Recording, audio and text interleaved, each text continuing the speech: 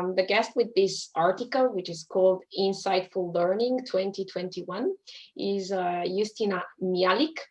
She's team leader, and she will tell us if she's still teacher, but I said in the article team leader and teacher.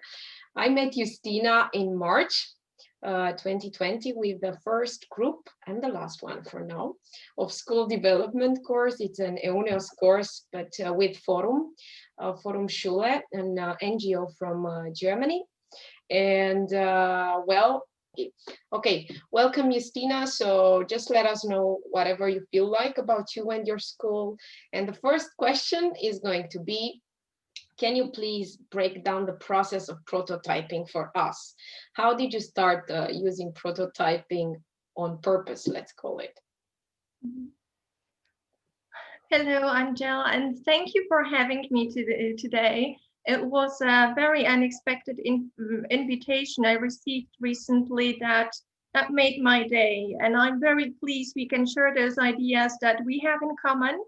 And have to say at the same time, the whole inspiration for deciding to make our learning processes visible started actually in the moment we were about to leave Finnish training program for the teachers, because it was actually also the moment the outbreak of COVID-19 started.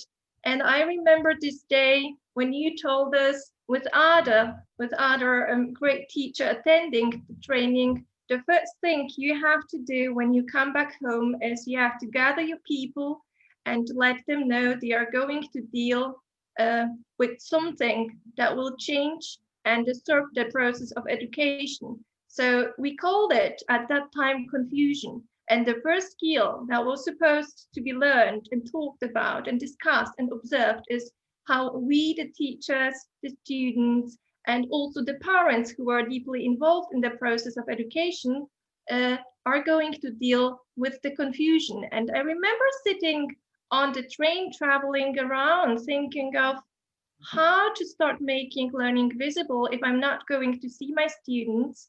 And then you told us also in the last couple of days, the main role of the teacher is to design the classes. So in the moment I started adapting the role as a designer and leaving the role as a teacher, I came up with few ideas on how to create lesson prototypes and involve my students into these online learning processes that were at the very beginning demanding for all of us, I think. What we also did is we looked up to our partner schools in China. We looked up to Finnish systems and educators.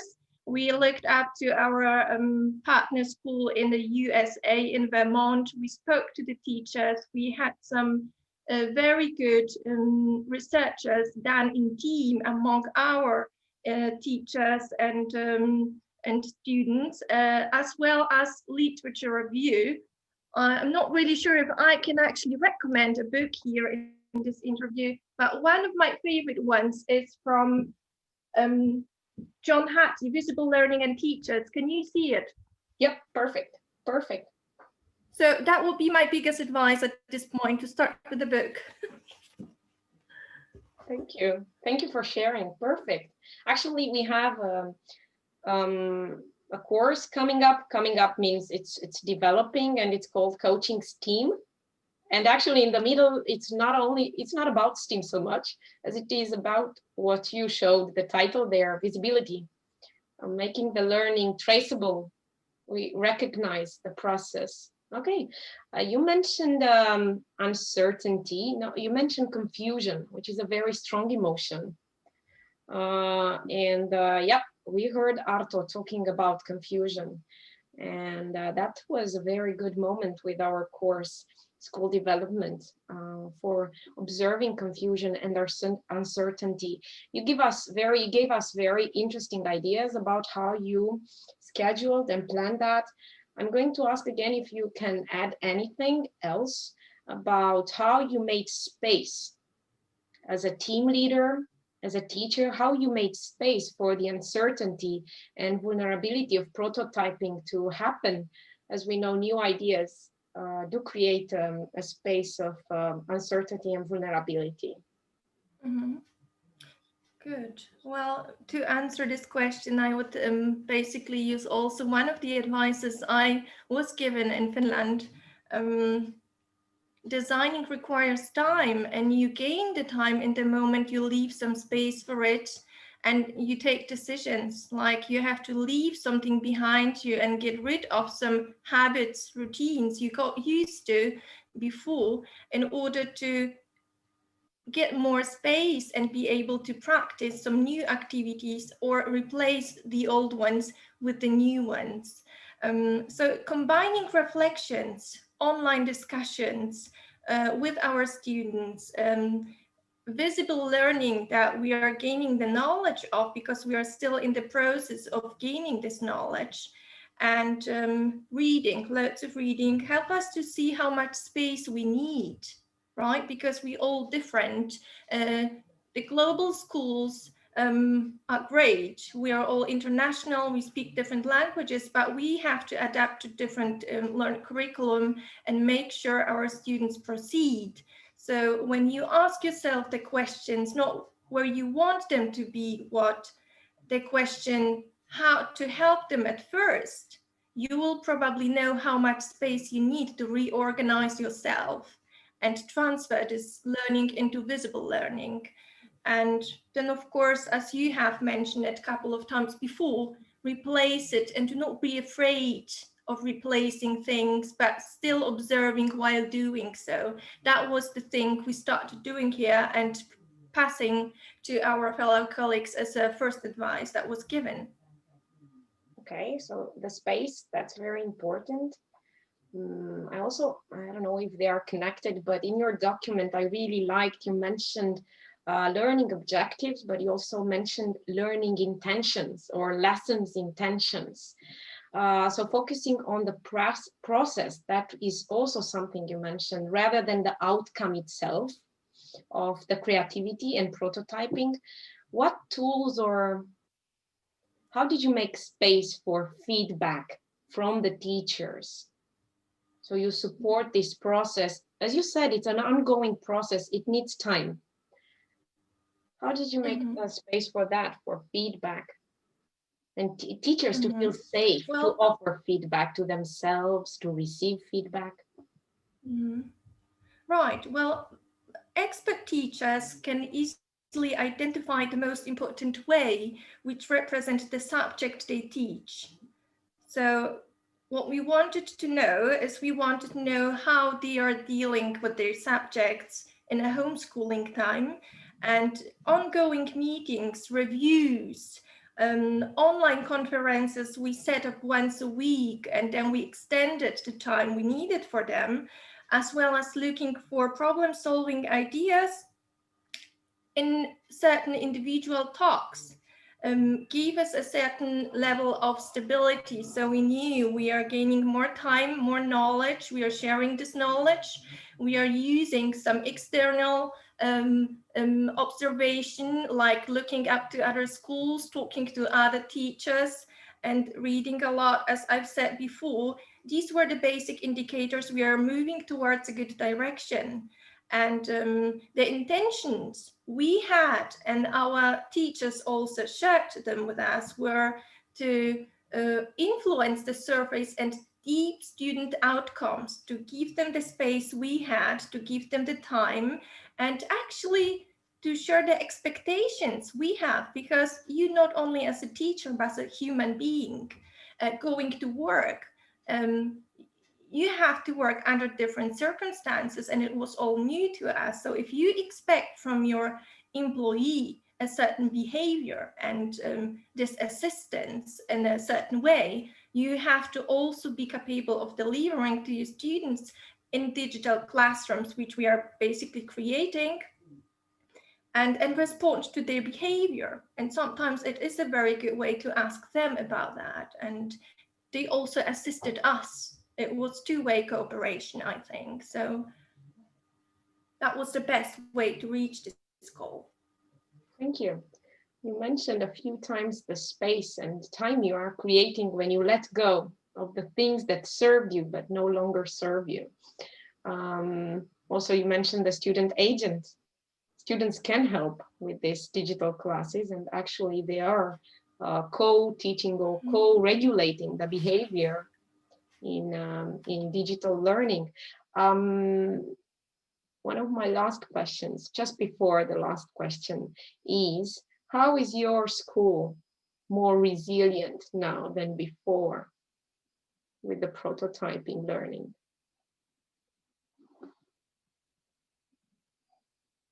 Oops, I think we lost the internet connection a second.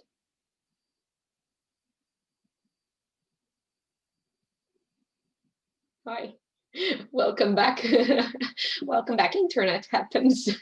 That's why it is good to have recorded lessons sometimes as well. So I was asking, how is your school now more resilient than before?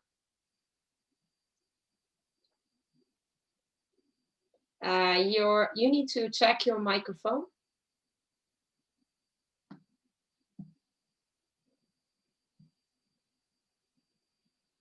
All right. Yeah, Good. perfect. Can you hear me now? Perfect. Good. Well, it took me a moment to consider this question, and I must say I did not know how to approach it in the way that would probably satisfy you and me. So, is the way I understood it correct? Do you mean if our community, is the question about the community and the capability we have to develop in order to withstand the shock? Is that what you mean? Yes. Yes. Okay. Very good approach or definition of resilience. Yes. All right. So I do prefer to use this this explanation with expert teachers because we, of course, as teachers, we have to be experts in all areas that we are actually conducting and planning. Expert teachers have to simply monitor learning and provide feedback. We know all that it is happening in many schools now, but what was very helpful and profitable, not only for us, but basically for the students and the parents and the whole school community, was increasing the communication. So usually we send newsletter to the parents telling them what is happening at school, what kind of projects we are planning to, which objectives of learn curriculum are going to be approached. And we increased the number of them, like started sending them every 4 or 5 weeks to make sure they feel safe and they know that students are safe, even though the circumstances are very difficult. The second thing was we started asking students for more feedback, like online and digital feedback were included in many different aspects of our job. Sometimes these were small projects, sometimes these were political conferences we organized for the students to simply keep them aware of what was happening all over the world and how to differentiate the fake news from the real news. So we organized class conferences and spoke about the steps and made sure the students know, made sure the students can give us their knowledge they have. And we offered help and assistance. So there were some individual parent-teacher meetings as well, and a huge amount of work we included at the very beginning. And of course, this belief that the students can reach the success criteria. And in the moment you place this belief in the middle or in the center of your work, and the parents who are basically sitting on the next side know that you know it and you want it, they keep safe and they are capable of cooperating in very, very different and sometimes very challenging circumstances. Sure. Thank you very much. Now, if you look back on this process that you have had in the last year, what is one element of surprise in the process, something you did not expect? Well, probably the response of the weaker students who, through the assessment processes, became known as the weaker ones, and who unpredictably fast transformed and changed into very competent and advanced looking learners. They became more active, self-aware, and the self-study time they had to approach through their homeschooling showed us basically that even some expert teachers might be wrong. So Actually, I that was a heard, huge surprise, and I'm very pleased to hear the results of the works of some students while talking to my colleagues and listening to these talks during the conferences, because we basically share this knowledge. Can I ask the same question? What was the biggest surprise you had while looking at this process? okay, I was about to say that the teachers in Finland said the same thing like you in May, April. Okay. Is that the weakest or the problematic kids suddenly become very good at what they did, and you actually might have given some ingredients. They were just happy about it, not researching so much why this happened, but it might be doing with the trust. They felt trust. It also might be doing with some different approaches that allowed them to focus, so they did not feel the stress of timing or answering in a class and so on, of the environment. So those were the things. I don't know if you asked me, because I'm mostly dealing with teachers, not with the kids.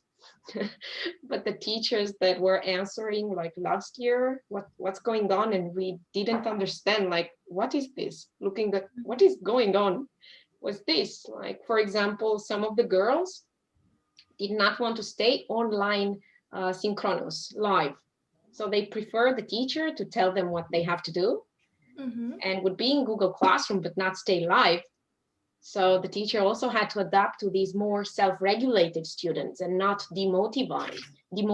not lose their motivation. Because if they would ask them very tightly, because you also mentioned flexibility, if they would ask the students, no, stay live, stay here with me, then you would lose the ones that are like chop chop, that just want to get things done, and they are already enough self-regulate, and you want to keep them as well. So I don't know if I answered your questions, but these elements, they were Yes, elements. you did. Okay, good. So last question, Justina, thank you, is you mentioned making space, making time, and you did that by letting go of the things that served you but no longer serve you, and you for this type of education. What did you give up? Well, homeschooling is actually not a new phenomenon, because in colonial days, families educated children at home, combining the efforts of the parents, elder children, tutors.